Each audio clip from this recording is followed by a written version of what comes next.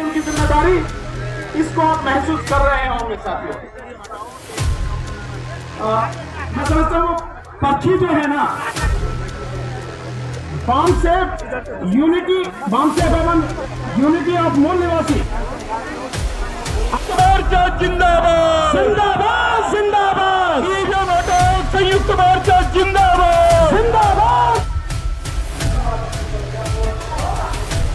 EVM का विरोध करने से कुछ होने वाला नहीं है। पूरे देश के अंदर आप कुछ भी कर लीजिए, आप रोजाना मीटिंग करिए, आंदोलन करिए, कुछ होने वाला नहीं है। ईवीएम जब तक खत्म नहीं होगी, इस देश का शासन उसी के पास रहेगा जिसके पास आज है।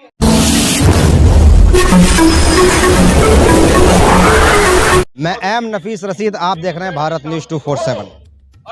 कभी कभी ऐसा मौका आता है कि हम लोग समझ नहीं पाते कि स्टोरी को कहां से शुरू करें, क्योंकि बहुत मुश्किल होता है उस समाज को समझाना जो समाज समझना नहीं चाहता।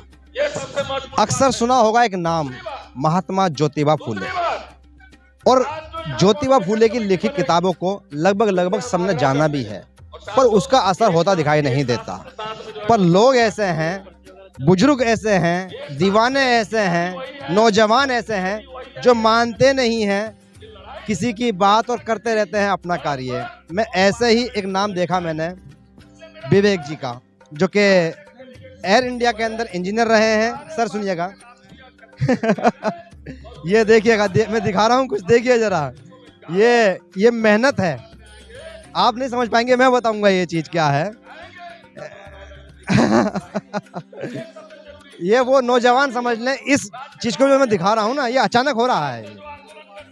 हाँ देखिएगा। सर क्या नाम है? मनमोहन कुमार। मैं बताऊंगा सब कुछ। ये चलिए देखिए, जब आदमी मेहनत करता है और उसका संदेश समाज तक जाता है तो बहुत आगे बात बढ़ जाती है। सर जानना ये चाह रहा था कि मैं बहुत कुछ देख रहा हूँ, जंतर मंतर पर लोग बड़े मुस्कुरा के आपसे मिल रहे हैं। ये जो पुस्तक आप बांट रहे हैं, संघर्ष आपका आगे बढ़ रहा है।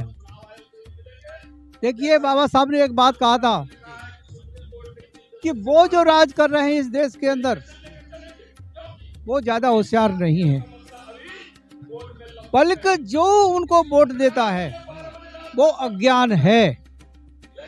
और इस व्यक्ति को ये नहीं मालूम है कि मेरा दुश्मन कौन है और मित्र कौन है। तो ये लोग अपने दुश्मन को वोट देते हैं और वो इनको गुलाम बना के रखते हैं। दूसरी बात, जब ये देश गुलाम हुआ तो उस टाइम जो इस देश में रहने वाले लोगों ने इस समाज को, दलितों को, SC ST OBC को गुलाम बना के रखा था, वो आज भी गुलाम है। वो स्वतंत्र हो गए, इस स्वतंत्रता से इन लोगों को कुछ नहीं मिला। तो इस प्रकार से ये लोग आज भी सफर कर रहे हैं। हर पार्टी आई, कांग्रेस ने कहा गरीबी हटाओ, नारा लगाया, गरीबी हटी नहीं हटी। मोदी कहते हैं हम 80 करोड़ आदमियों को खाना देते हैं, गरीबों को खाना देते हैं, क्या गरीबी हटी? उनको तो मानसिक गुलाम बनाया जा रहा है, और मानसिक गुलाम कभी क्रांति नहीं कर सकता। उम्र हो गई होगी आपकी?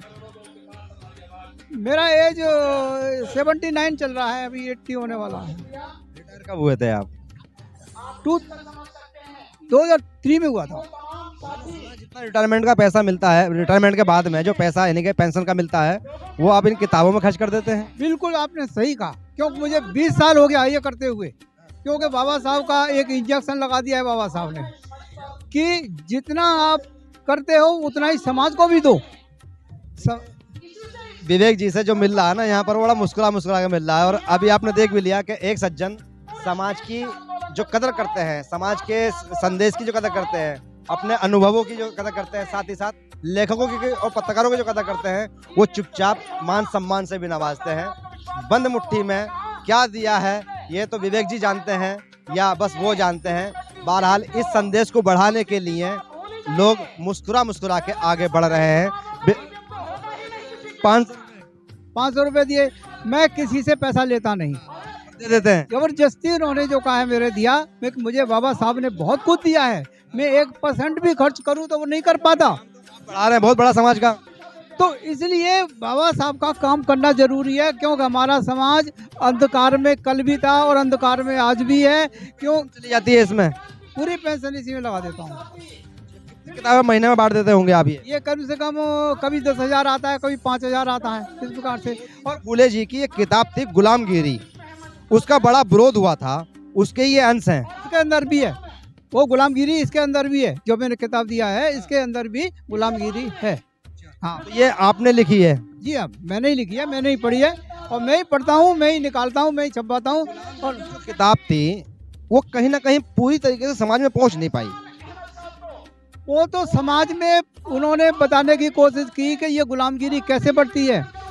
जब किसान से एक गरीब आदमी विवाह शादी पे पैसा लेता है और वो पैसा नहीं पटा पाता है, तो उसको तो गुलामगिरी मतलब उसको तो काम करना ही पड़ता है। उसके बाद उसके बच्चों को भी काम करना पड़ता है, लेकिन वो पैसा नहीं पड़ता, क्योंकि वो पैसा उसने 1,000 लिया था, उसने एक जीरो लगा दिया तो वो 10,000 बन गया और 10,000 वो फिर पटा नहीं पाता।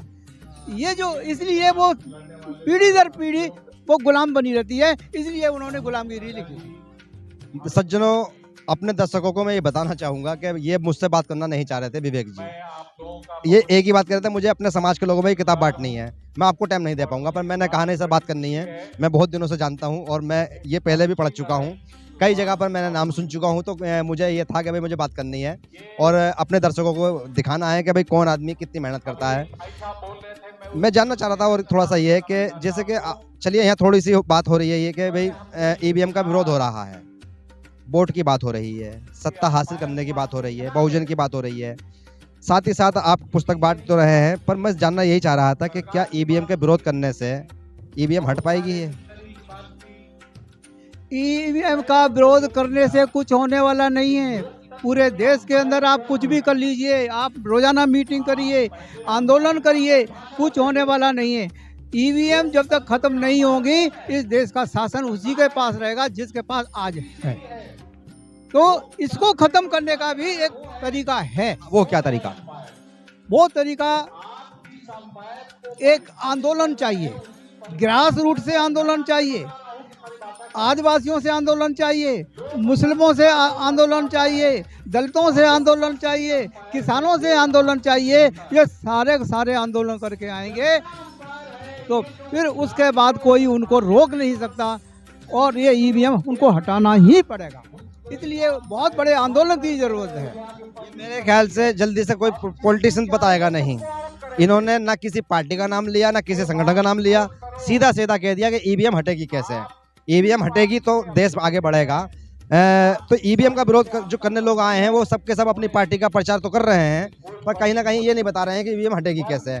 यहाँ विवेक जी ने फार्मूला सुझा दिया है कि हिंदू, मुसलमान, सिख, ईसाई सबको एक साथ निकलना होगा और उन लोगों को ये जानकर निकलना होगा कि लोकतंत्र को बचाना है। तो कुल मिलाकर बाबा भीमराव अंबेडकर ने जिस तरह लोकतंत्र को मजबूत करने के लिए वोट का अधिकार हर नागरिक को दिया और आके EVM ने उस पर कब्जा कर लिया है, तो कहीं ना कहीं भानु प्रताप और महमूद प्राचा या अंबेडकर समाज पार्टी के राष्ट्रीय अध्यक्ष भाई तेज सिंह जैसे लोग जो संदेश देने की कोशिश कर रहे हैं, मैं समझता हूं जब ये पूरा हो पाएगा, जब विवेक जी जैसे लोग आगे बढ़ेंगे और समाज को समझाएंगे कि नुकसान कहां हो रहा है। बहरहाल ये पुस्तकें बांट रहे हैं, गुलामगिरी से संबंधित समझाने की कोशिश कर रहे हैं और अपनी पूरी पेंशन के जरिए पेंशन का पैसा इन किताबों में लगा देते हैं और समाज इनको पढ़ के आगे बढ़े।